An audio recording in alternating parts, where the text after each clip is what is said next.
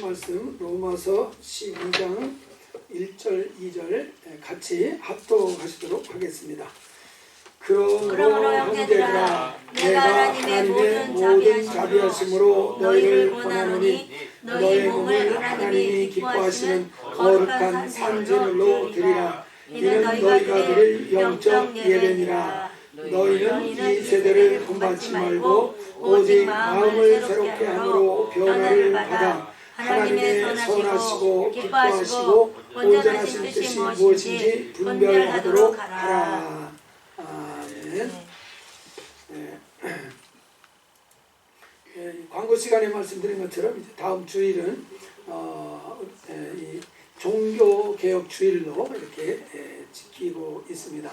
우리 이제 개신교회 교회가 이 10월 마지막 주일을 항상 이렇게 종교개혁 주일로 지키는데 이것은 이제 마틴 루터와 관계가 있습니다. 우리가 아는 것처럼 이 마틴 루터가 사실 가톨릭의 신부였습니다. 그러면서 대학에서 강의도 하는 이런 사람이었는데 그가 이 가톨릭의 이제 문제들을 제기하면서 95가지죠. 95가지 조항을 반박문을 가톨릭을 향한 반박문을 써가지고 그것을 이제 비텐베르크 대학에 있는 성당 그 정문에다가 그것을 이제 붙여 놓았습니다. 그러니까 이제 그것이 이제 붙여놓은 그 날이 언제냐면 1517년 10월 31일입니다. 그래서 10월 31일을 종교개혁 기념일로 이 개신교회들이 이제 지키고 있는 것입니다. 그래서 이렇게 10월 31일은 우리 믿는 자들에게 있어서 굉장히 중요한 그런 그 의미가 있는 그런 그 날입니다. 그 당시에 이 가톨릭이 많이 이렇게 성경에서 벗어나 있는 그런 그 모습, 굉장히 이제 부패한 그런 모습들을 이제 가지고 있었습니다. 대표적으로 우리가 잘 아는 것이 이 면죄부 아시죠? 뭔가 증서를 사면은 죄를 다 탕감을 받는다. 심지어 이제 죽은 자기 조상들을 위해서도 이렇게 증서를 사면은 그 죽은 조상의 죄까지도 다 이제 사해져서 이제 연옥에서 천국으로 올라갈 수 있게 된다. 이런 그 면죄부 이야기가 이제 유럽 전역에 이렇게 이제 돌아서 사람들이 열심히 이제 면죄부를 사고 그랬었습니다. 근데 아무리 생각해봐도 루터가 생각할 때 이건 아니다. 이건 너무나 성경과 다르다. 이런 것들을 이제 인식을 하게 되면서 종교개혁의 그 기치를 딱 들어 올린 날이 10월 31일입니다. 근데 요즘에는 이 10월 31일이 할로윈데이랑 이렇게 겹쳐버렸습니다. 그래서 이 10월 31일이 오히려 종교개혁 기념일로 생각하지 않고 10월 31일 하면은 할로윈데이 이렇게 사람들이 생각을 합니다. 그래서 할로윈데이가 더 좀 부각이 되는 그런 그 상황에 놓여 있습니다. 근데 이 할로윈데이라는 것 분명히 그 유럽의 그 켈트족이죠. 켈트족. 그 켈트족들이 제사 의식을 하는 그것과 연관이 되어 있는 풍습인 것입니다. 우리가 이 고린도전서 10장 20절 말씀 보면은 무릇 이방인이 제사하는 것은 누구에게 하는 것입니까? 귀신에게 하는 것이다 말씀합니다. 하나님께 제사하는 것이 아니기 때문에 나는 너희가 귀신과 교제하는 자가 되기를 원치 아니한다 이렇게 말씀하셨습니다. 그래서 이 켈트족의 제사의식과 연관이 되어 있는 그런 데서 나온 할로윈데이이기 때문에 이것은 이제 귀신을 섬기는 그런 그 이방인의 그 풍습과 이렇게 연관이 되어 있습니다. 그렇기 때문에 이것은 참 주의를 해야 되는 그런 그 풍습입니다. 우리 읽은 본문 2절에서 보면은 2절에 너희는 이 세대를 본받지 말고 이렇게 강조를 하고 있습니다. 이 세대의 풍습을 본받지 말아라, 따라가지 말아라. 이 할로윈데이도 이 세상 풍속, 이 세대의 그 풍습에 해당하지 않습니까? 이 할로윈데이도 우리가 조심하고 이런 풍습들에 물들지 않도록 잘 지키는 이것이 이제 필요합니다. 물론 이 제사 드리는 풍습 여러 가지 이제 이렇게 나라마다 신을 섬기는 이런 풍습들이 있습니다. 물론 이것들이 이제 개인이나 그 나라의 이 안녕을 이렇게 기원하는 그런 그 의미가 들어 있습니다. 그래서 개인이나 또 가정이나 그 나라가 평안하고 그 나라가 이제 여러 가지 어떤 위험으로부터 잘 지킴을 받기 원하는 그런 그 바라는 마음들을 표현하는 뜻에서 제사를 드리고 그러는데, 이것이 사실 영적으로 들여다보면은 이것은 분명히 성경에서는 악한 영들과 귀신들과 연결이 되어 있다는 것을 말하고 있기 때문에 영적으로 보면은 이것은 이제 좋지 않은 것들입니다. 우리가 이 생명과 사망과 복과 저주를 주관하는 참 하나님이 누군지 모르기 때문에 이런 이제 우상을 섬기는 풍습이 생기는 겁니다. 참 하나님을 안다면 당연히 그 하나님께로 돌아올 수가 있고, 그 하나님을 잘 섬김으로써 우리가 하나님의 놀라운 은혜와 복을 받을 수 있습니다. 근데 그 하나님이 누군지를 모르니까 누가 복을 줄 수 있는지, 누가 생명을 주관하고 있는지 정확히 모르니까 그냥 막연한 신에게 나아가다 보니까 이렇게 이 세상 신들과 연결되는 그런 문제가 생기는 것을 봅니다. 시편 33편 12절이죠. 여호와를 자기 하나님으로 삼는 나라, 이 나라는 정말 복을 받은 나라다, 이렇게 고백을 하고 있습니다. 여호와를 하나님으로 섬기는 나라, 미국도 사실 복을 받은 것이 다른 이유 아니지 않습니까? 하나님을 섬기는 그런 신앙으로 세웠기 때문에 하나님의 복을 받았습니다. 그래서 개인도 마찬가지일 것입니다. 하나님을, 참 하나님을 자기 하나님으로 붙들고 자기 하나님으로 잘 정확하게 그 하나님을 섬기면 분명히 하나님이 지키시고 높여주시고 복 주시는 역사가 나타나게 되어 있습니다. 그래서 정확하게 우리가 하나님을 잘 알고 그 하나님을 섬기는 이런 신앙을 우리가 갖는 것이 큰 축복이 되는 것입니다. 예수님께서도 이 세상을 설명을 하실 때 악하고 음란한 세대다. 그래서 이 악하고 음란한 세대가 표적을 구하지만 요나의 표적밖에는 보여줄 것이 없다, 이렇게 말씀을 하십니다. 그래서 이 세상 자체를 악하고 음란한 세대라, 이렇게 정의를 하셨습니다. 그리고 또 요한복음 12장 31절에 보면 이제 이 세상 임금이 쫓겨나리니, 이렇게 말씀했습니다. 이 세상 임금이 있다는 말씀을 하십니다. 그 당시에 뭐 로마 황제가 임금인 것처럼 생각할지 모르지만 예수님이 그 로마 황제를 두고서 한 얘기가 아닙니다. 영적으로 볼 때 이 세상을 지배하는 임금이 있다는 것을 예수님은 말씀을 하십니다. 그 임금이 누구겠습니까? 마귀죠, 마귀. 예수께서도 이 세상 임금이 마귀이기 때문에 마귀가 오는 것은 도둑질하고 죽이고 멸망시키려는 것 뿐이다, 그랬습니다. 그렇기 때문에 이 세상 임금이 마귀가 지배하고 있는 한은 이 세상은 악하고 음란한 이런 속성들을 벗어날 수가 없습니다. 그래서 이 세상은 이렇게 이제 악하고 음란한 세대에 있기 때문에 본받지 마라, 이렇게 바울도 이야기를 하고 있습니다.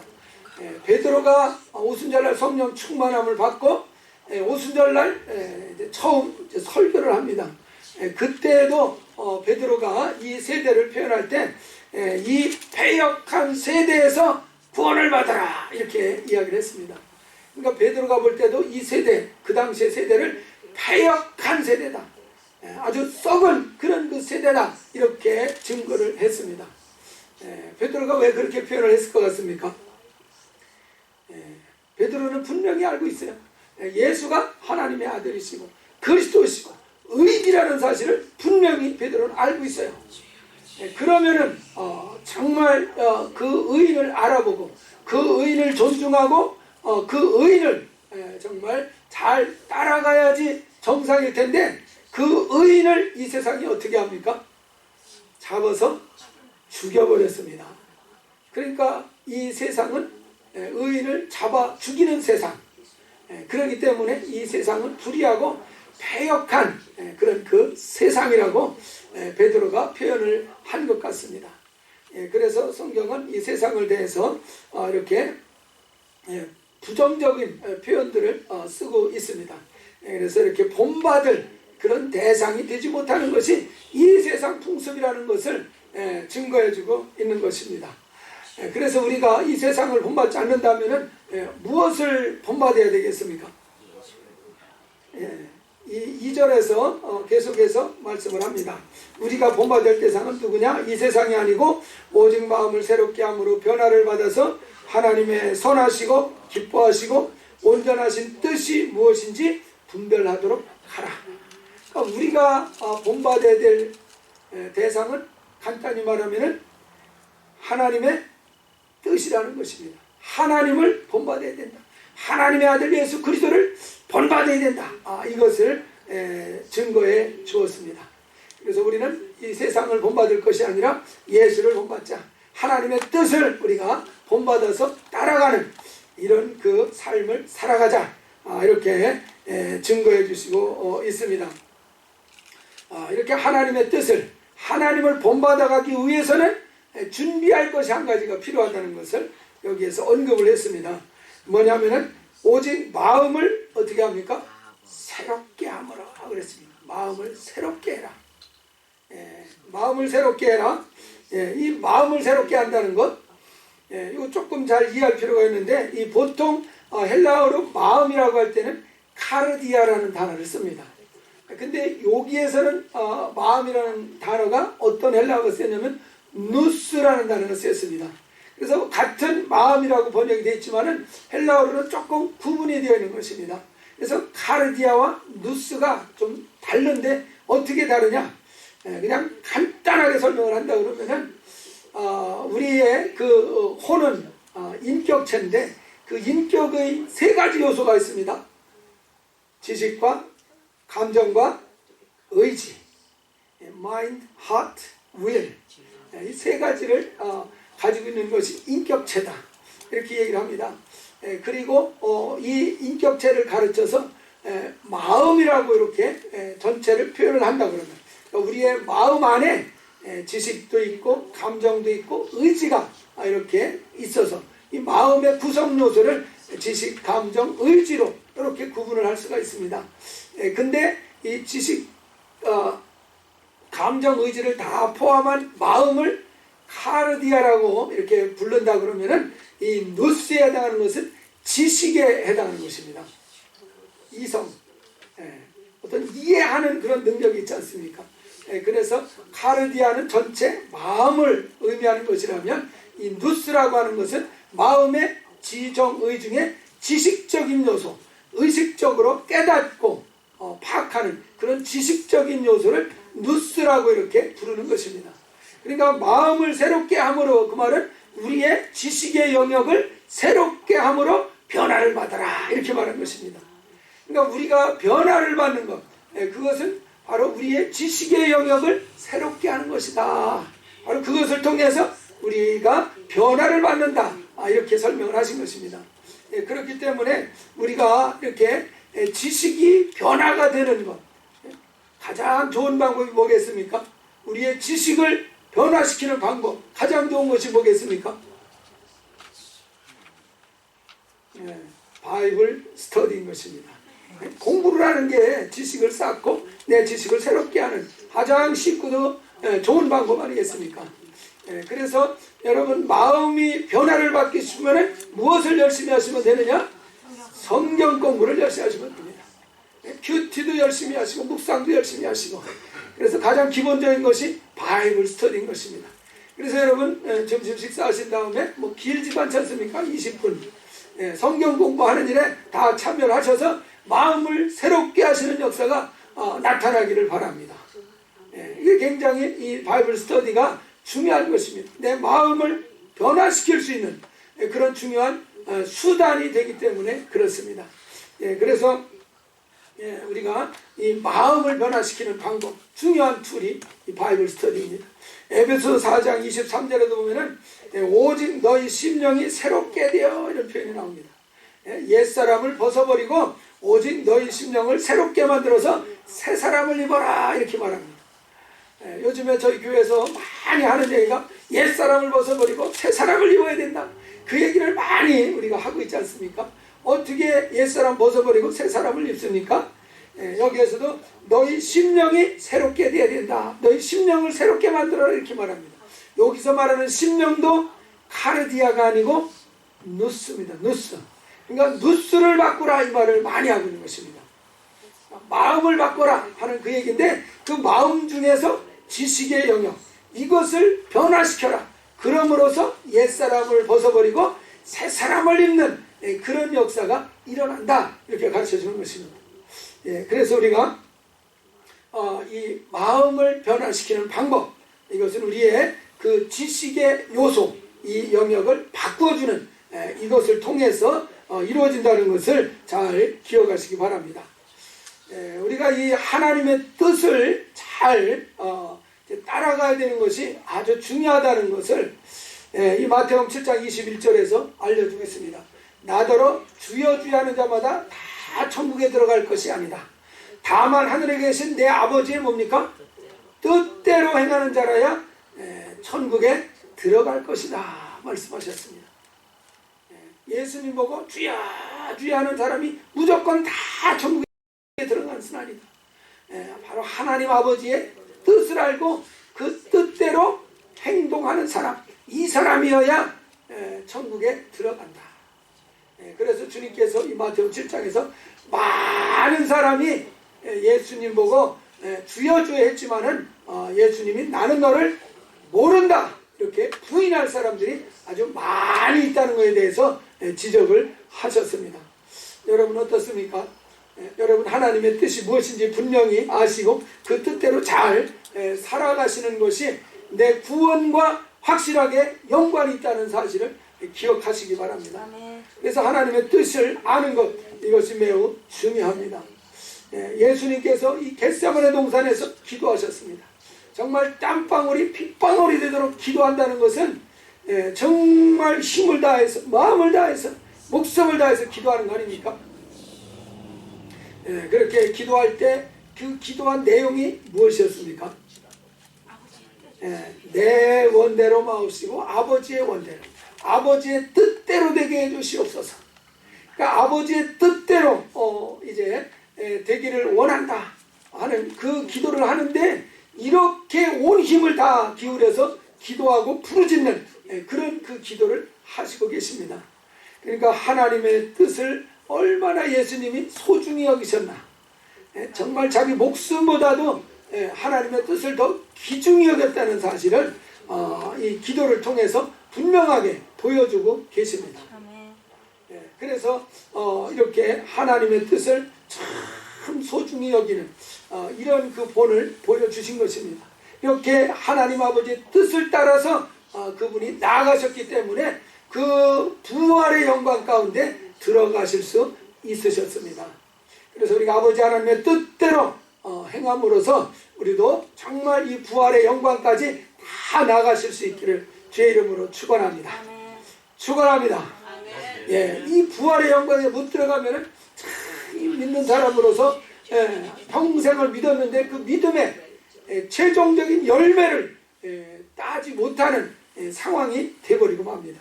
그렇기 때문에 열심히 정말 하나님 아버지의 뜻을 분별하고 뜻을 잘 따라가는 이런 신앙생활을 하는 것이 꼭 필요합니다. 그런 차원에서 우리 1절 말씀 우리 한번 다시 한번 다 같이 한번 읽어보겠습니다. 1절 같이 한번 읽겠습니다. 시작. 그러므로 형제들아 내가 하나님의 모든 자비하심으로 너희를 권하노니 너희 몸을 하나님이 기뻐하시는 거룩한 산제물로 드리라. 이는 너희가 드릴 영적 예배니라.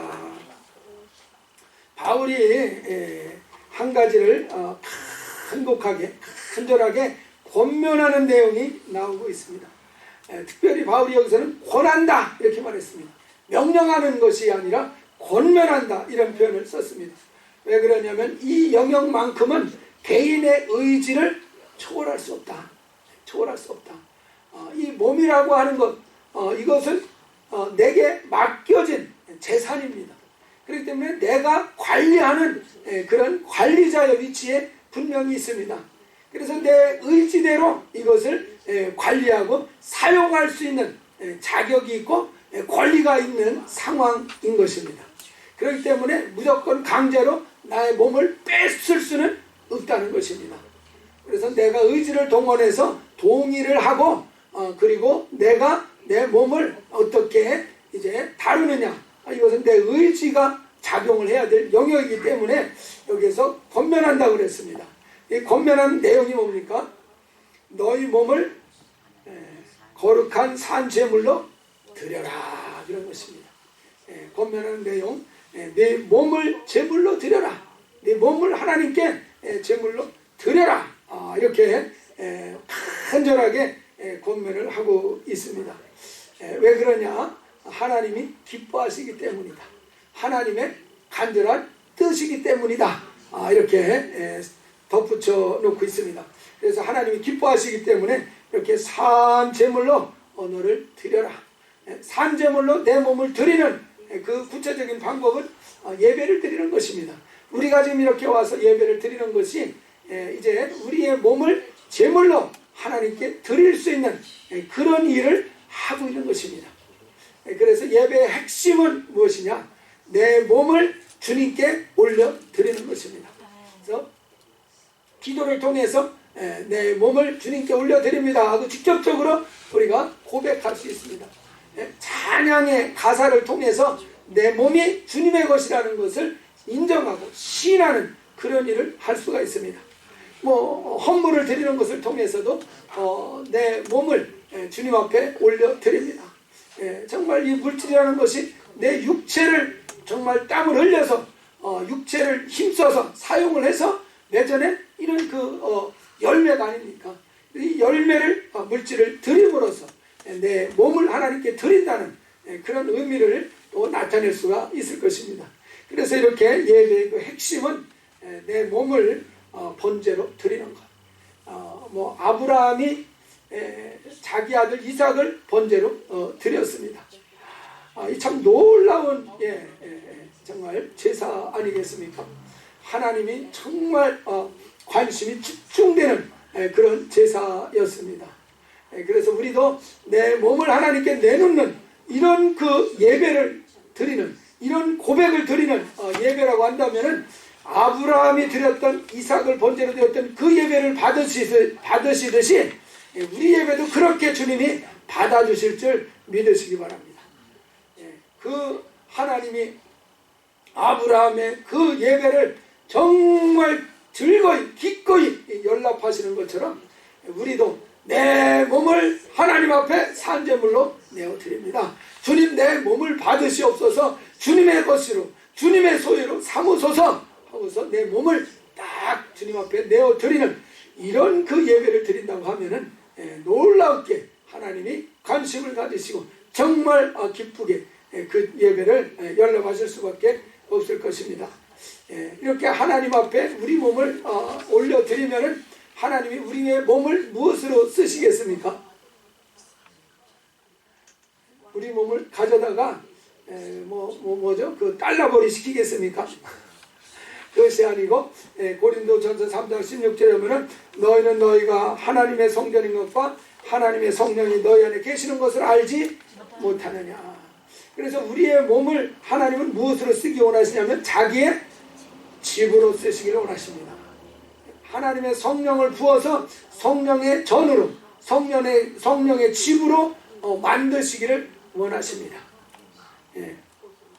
그래서 우리가 이렇게 우리의 몸을 하나님께 드리면 하나님이 거하시는 거룩한 집으로 하나님은 사용해 주십니다. 이 할로윈데이에 대해서 제가 서두에 말씀을 드렸는데 이 할로윈데이 설명한 이 자료에도 제가 그 내용을 담아놨습니다.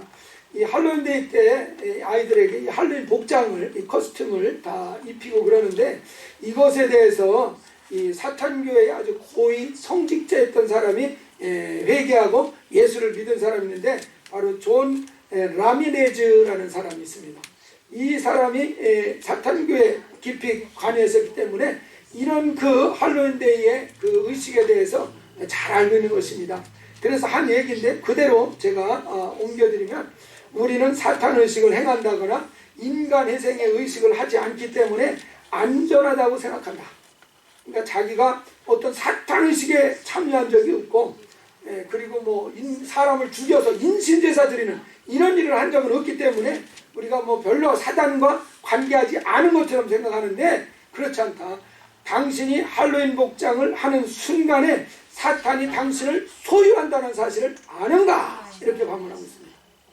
그래서 할로윈 복장을 입는 순간에 벌써 사탄이 우리를 소유하는 그런 일이 영적으로 벌어진다는 것입니다. 그렇게 함으로써 당신은 당신의 법적 권리를 사탄에게 양도를 하는 것이 되고 그리고 당신과 당신의 아이들이 사단의 휴일을 축하해 주는 것이 된다 이렇게 말합니다. 그래서 당신은 아이들에게 할로윈 복장을 허락함으로써 당신의 아이들을 영적인 희생 제물로 바치는 것과 같다 이렇게 말합니다. 할로윈데이를 지키게 하고 할로윈데이 복장을 아이들에게 입히는 그것은 바로 영적으로 보면은 그 아이를 그 사단에게 희생 제물로 바치는 것과 같다. 인신 제사를 드리는 것과 같다 이렇게 말합니다. 저는 이것이 참 이해가 되는 것이 이 치유 사역을 하시는 분들, 치유 상담 사역을 하시는 분들이 이제 상담을 해주고 또 악한 영들을 이제 내어 쫓는 그런 일들 하지 않습니까?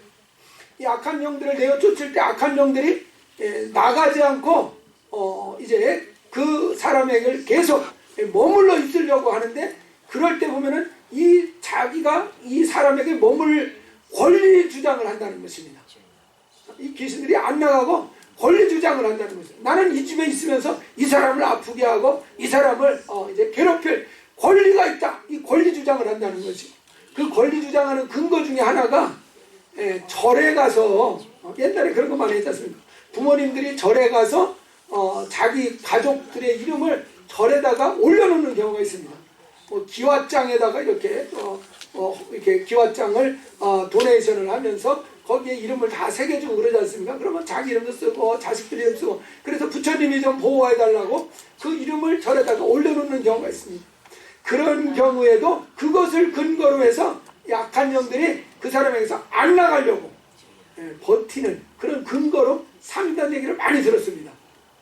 그런 것을 볼 때 할로윈데이 복장을 입혀주는 것은 정말 인신제사를 드리는 그런 것과 정말 다름이 없겠구나. 충분히 저는 그 이해가 됩니다. 그래서 그런지 요즘 아이들은 이 사단이나 귀신 이런 것들을 아주 친근하게 여깁니다. 뭔가 그 징그럽게 여기고 뭔가 그런 것들에 대해서 반발하지 않고 친근하게 생각합니다. 그 일본에서 그 뭡니까? 그 포켓몬? 포켓몬스터라고 하는 거. 이 요물 같은 것들을 굉장히 만화형으로 예쁘게 미화를 시켜놨기 때문에 그런 것들을 굉장히 친근하게 생각을 하는 겁니다. 그러다 보니까 이상한 그 괴상한 캐릭터들을 아주 그냥 친근하게 여겨요. 친근하게 여겨. 요즘에 그 한국에서 만든 그 만화 영화 중에 아주 인기가 있는 캐대언이라는 것이 있습니다. 이것도 저는 참 조심스럽다는 생각이 들어요. 그 자체가 뭔가 문제가 있는지는 잘 모르겠지만 뭔가 이런 부정적인 요소들, 세상적인 이런 것들을 아주 그냥 친근하게 만들어주는 그런 측면이 좀 있는 것 같아서 좀 조심스러운 그런 면들이 있다는 것입니다. 우리가 마태복음 12장 43절 44절에 보면 귀신이 사람에게서 나갔다가 물 없는 곳으로 다니면서 자기가 있을 곳을 찾지만 자기가 있을 곳을 못 찾습니다. 그러니까 그 귀신이 어떻게 생각을 하느냐? 내가 나온 내 집으로 돌아가리라 이렇게 말했습니다. 여기서 분명히 보세요. 내가 나온 내 집으로 돌아가리라. 여기서 집이라고 하는 것은 뭘 얘기하는 겁니까? 사람들의 몸을 얘기하는 겁니다. 사람들의 몸을 귀신이 뭐라고 하냐면 자기들이 거처할 집이라고 표현을 하고 있다는 것입니다. 예. 예, 바로 귀신들도 이 몸을 소유하고 싶어 한다는 사실입니다. 근데 이 귀신들이 우리 몸을 소유할 때에는 우리의 의지를 속이고 몰래 도둑같이 들어와서 자기 집처럼 머물고 있는 그런 일을 한다는 것입니다. 예수님은 그렇지 않습니다. 문을 열어주면 내게로 들어간다 이렇게 말씀을 하는 것입니다. 그래서 바울도 여기에서 권면을 하는 것입니다. 문을 열어서 그분 앞에 내 몸을 드리면은 그분이 내 몸을 받으시고 내 몸을 그분의 성전으로 삼아주시겠다 이렇게 말씀하시고 있습니다. 그러나 귀신도 우리 몸을 자기 집으로 삼고 싶어 한다는 사실입니다. 바로 우리의 몸을 노리는 이런 악한 영들이 있다라는 것을 성경은 잘 가르쳐주고 있습니다. 그래서 내 몸을 거룩하게 이 악한 영들로부터 보존하고 지키려면은 가장 좋은 방법이 뭐겠습니까? 주님 앞에 이 몸을 드리는 것입니다. 이 몸을 주님 앞에 내어 드리면 주님께서 자기의 성전으로 삼고 나면 악한 것들이 감히 틈탈 수 있겠습니까? 하나님의 영으로 지키신 것, 돌보심을 받을 때 비로소 내 몸이 안전하게 지켜질 수 있기 때문에 내 몸을 안전하게 지킬 수 있는 방법이 이렇게 하나님 앞에 내 몸을 드리는 것이 가장 좋은 방법이기 때문에 바울은 그것을 권면하는 것입니다. 이것은 강제로 할 수가 없는 일인 것입니다. 내게 관리하도록 맡겨져 있는 것이기 때문에 그래서 내가 의지를 열고 내 몸을 하나님 앞에 드리는 이 과정을 초월하지 않습니다. 여러분, 귀신이 자기의 집으로 내 몸을 삼으려고 하면은 어떻게 하겠습니까? 예배를 못 드리게 한다는 사실입니다. 예배의 핵심은 뭐예요? 내 몸을 하나님 앞에 드리는 것입니다. 귀신들은 조마조마하는 것이죠. 저 사람이 이 몸을 하나님께로 바치는 날이면 자기는 더 이상 거기서 주인 노릇하고 자기 집처럼 사용할 수가 없게 되거든요. 그러니까 어떻게든지 하나님께 그 몸을 드리지 못하도록 마귀는 큰 미혹을 하는 것입니다. 그 구체적인 방법이 뭐겠습니까? 몸을 하나님께 드리는 것이 곧 예배의 본질이기 때문에 마귀는 어떻게 해서든지 이 예배 드리러 가는 것을 방해한다는 사실이에요. 예배를 못 드리게 하면은 그러면은 하나님께 안 바쳐진 것이니까 그러면은 누구에게 돌아오겠습니까? 귀신에게 바쳐지는 그런 그 길이 열려지게 만드는 것입니다. 그래서 이 연세대학교 신학부에서 그 능력 사역을 하는 이런 일들을 통계를 이렇게 낸 논문으로 낸 사람이 있었습니다. 어느 때 악한 영이 많이 틈을 탔는가, 어느 때 악한 영이 많은 틈을 탔는가, 깜짝 놀랄 때, 이럴 때 이제 귀신이 많이 틈을 탄다. 그리고 아주 비참한 어떤 상상 같은 거 있지 않습니까?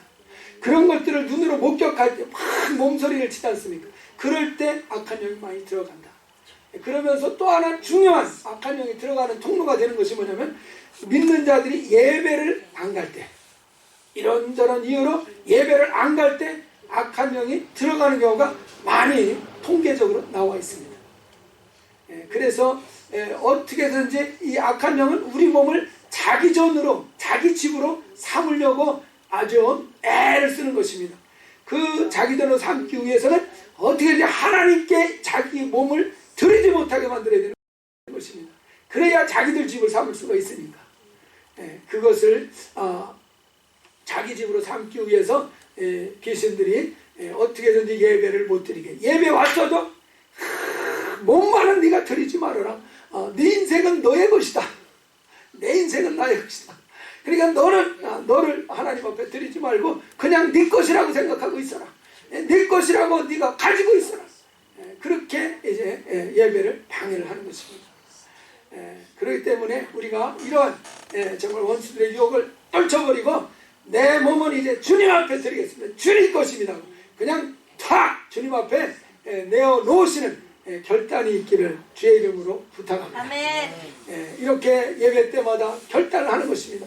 이렇게 결단을 하더라도 또 살다 보면 어느새 내 몸이 내 것인 것처럼 막 내가 지배하고 주관하고 있는 경우로 흘러가지 않습니까? 빨리 깨닫고 또 주일마다 와서 다시 결단을 하는 것입니다. 그래서 미국 사람들이 예배할 때는 매 주일마다 재헌신의 결단 시간을 갖습니다. 그래서 다시 주님 앞에 자기 몸을 드리기를 결단하시는 분은 그 자리에서 일어나십시오 이렇게 말한다든지, 일어나서 자리에 앞으로 나오십시오 이렇게 결단하는 시간을 미국 교회들이 많이 갖고 있습니다. 계속해서 내 몸을 드리는 이 결단을 계속해서 시키는 것이죠. 바로 그것이 우리의 몸을 거룩하게 보존하고 하나님의 놀라운 축복 가운데로 이끌어갈 수 있는 아주 첩경이 되기 때문에 그렇습니다. 그래서 우리도 우리의 몸을 정말 잘 지키기 위해서라도 우리의 몸을 하나님 앞에 통째로 내어드리는 이런 헌신의 고백이 매 예배 때마다 이루어질 수 있기를 주의 이름으로 축원합니다. 그래서 우리의 몸이 정말 악한 것들의 집에서 벗어나서 이제는 오직 하나님이 거하시는 거룩한 성전으로 사용되시기를 주의 이름으로 축원합니다. 기도하시겠습니다.